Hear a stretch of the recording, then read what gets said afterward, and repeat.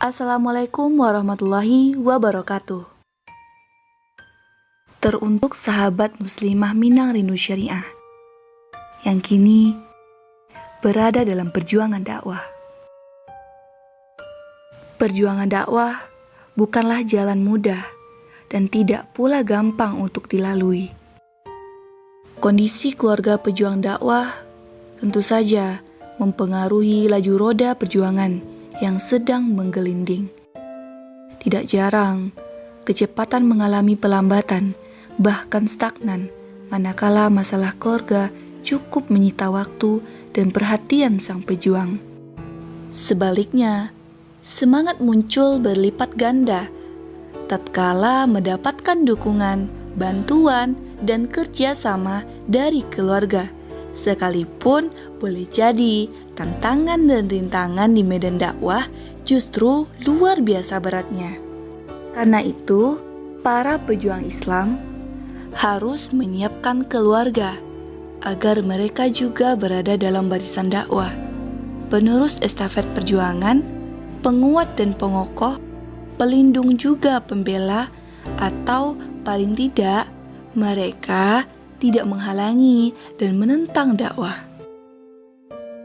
Lantas, apa yang harus dilakukan supaya keluarga kita menjadi pejuang?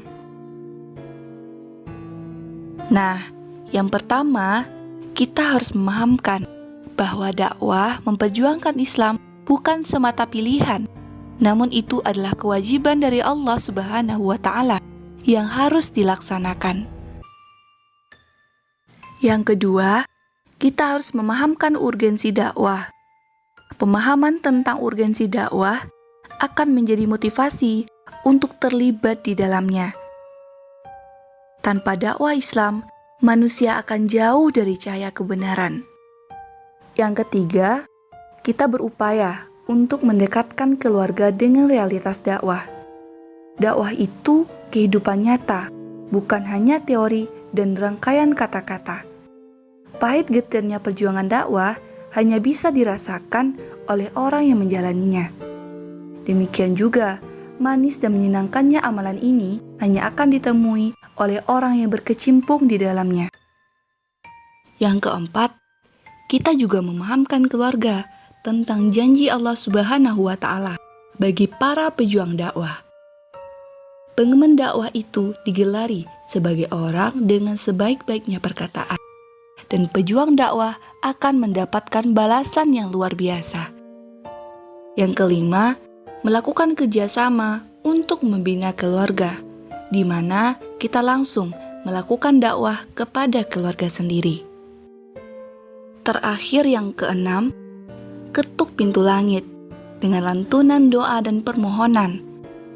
Manusia wajib berusaha, namun jangan lupa manusia punya keterbatasan. Rasulullah SAW bersabda kepada Ali bin Abi Thalib, "Demi Allah, sungguh Allah Subhanahu wa Ta'ala memberikan hidayah kepada seseorang dengan dakwahmu, maka itu lebih baik bagimu dari unta merah."